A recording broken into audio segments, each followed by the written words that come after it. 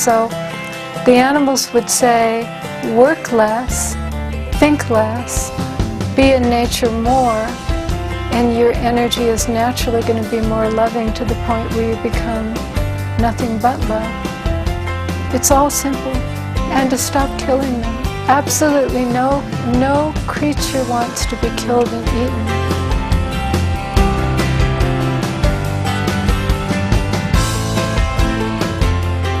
Hello, fine viewers, and welcome to Animal World, our co-inhabitants.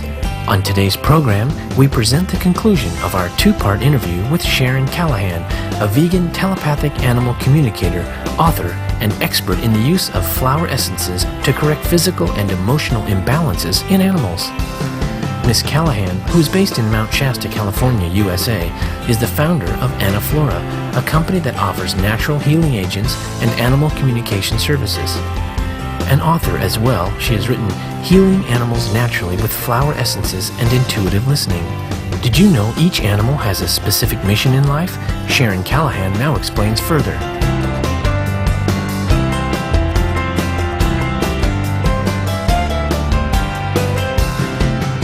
And you know, if you walk down any neighborhood street and you see a cat or dog in the yard and you're sensitive, you can see that they're doing something very special. You know, the dog is guarding the yard, the cat is monitoring energies and things.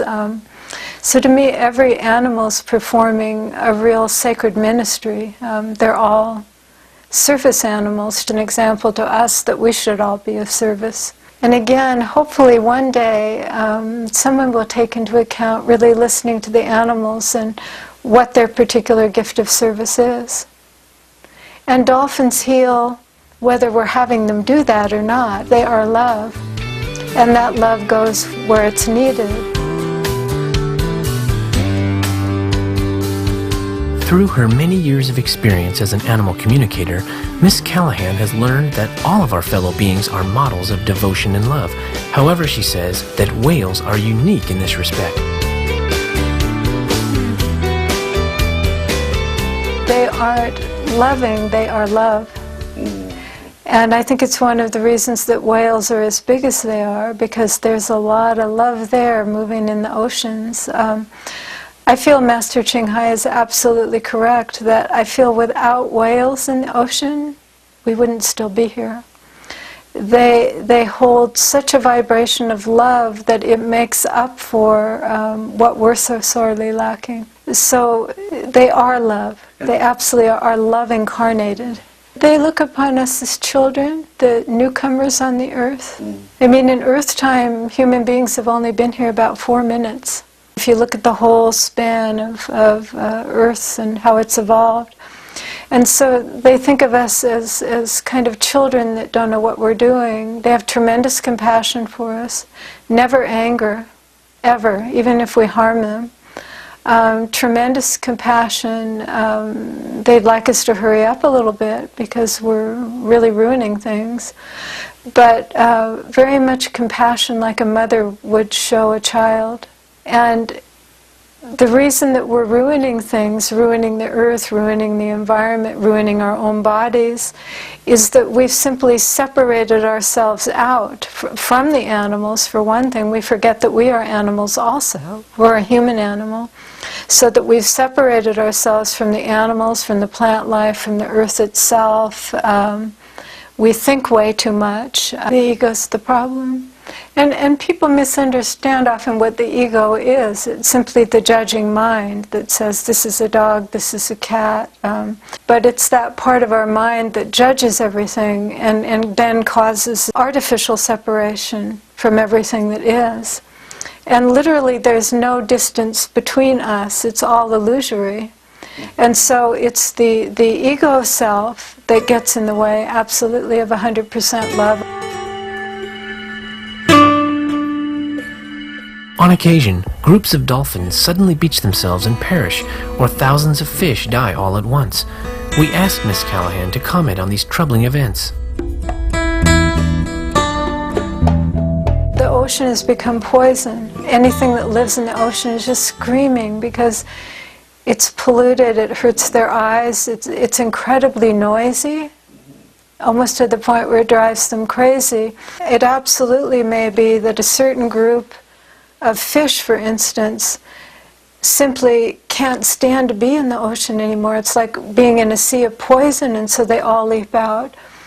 But I think for all of the species that disappear from the earth, they're disappearing for one reason only, because we don't love them enough. We don't love them enough to do what's right. We're not loving them, we're not considering that that's their home, and that it was also our home.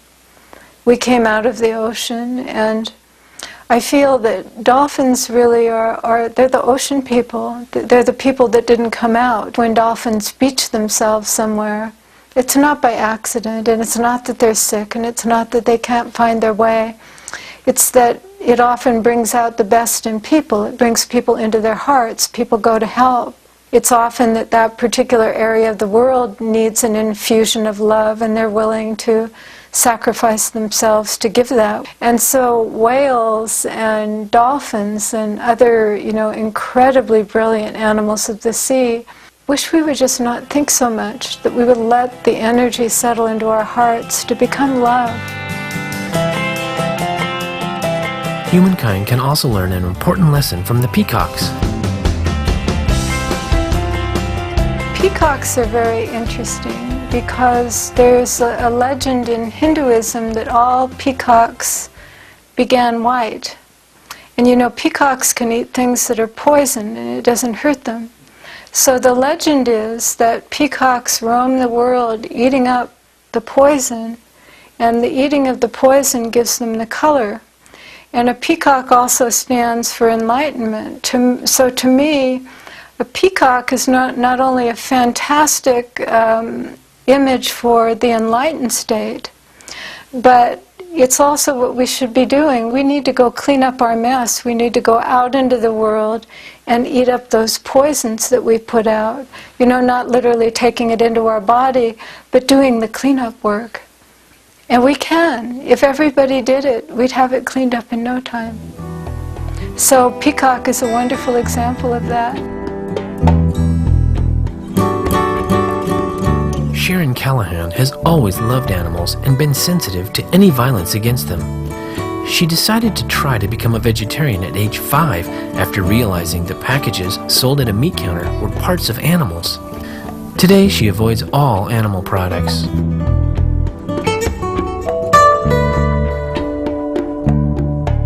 And then the veganism, it wasn't a decision. It was just simply a change of vibration in my system that wouldn't allow anything that caused harm. And I've gone for periods of time just on fruits and nuts and things, and it's a wonderful thing to try because you see that you're just fine. So there's a whole evolution that to me happened beyond thought and beyond time, and it wasn't a decision. It was just a natural flow of heart opening and where I wanted to go. I think it goes beyond even what we eat. That we should every day, the minute we wake up, say that I will walk through this day doing as least harm as possible. Got a beloved group of friends who are vegan, and so on Thanksgiving in particular, and often Christmas as well, we all get together in the evening and we prepare our vegan meal. It's always at my friend Eric's home, and the wild turkeys that live in the woods behind his house will literally come in the backyard off of the dining room where we're eating and strut and dance and do this joyful thing, because they know that we're honoring them, and of course we feed them. We offer them food, and we never eat a turkey. Ms. Callahan not only advocates that everyone follow a plant-based diet, but also that our animal companions be provided with vegan food as well. When I moved to Mount Shasta 30 years ago, I had Siberian Huskies, and they were all vegetarian. And my oldest one was 15, which is for a husky very, very old. They did fine. And they would savor things like a little slice of avocado, a carrot, quinoa, rice. So as the animals evolve, and as we help them evolve by creating a sacred atmosphere for them, giving them appropriate non-meat food, we can accelerate the change that they're going through.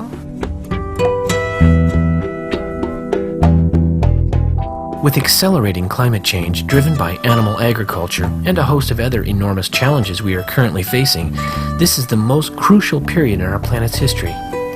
Adopting a plant-based diet is the most important decision we can make.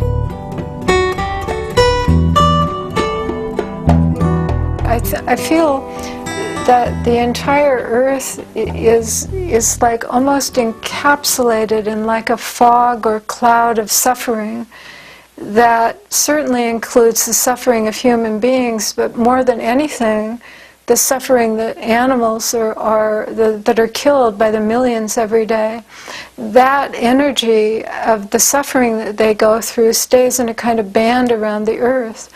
So that if enough people became, vegetarian and then vegan, we would begin to dissipate that energy by simply balancing it. It hits me profoundly that every night when I go to sleep, millions of animals are just dying this horrendous death. In the daytime, you're doing other things. You can distract yourself with your work. But to me, sometimes I can't sleep when I think about it.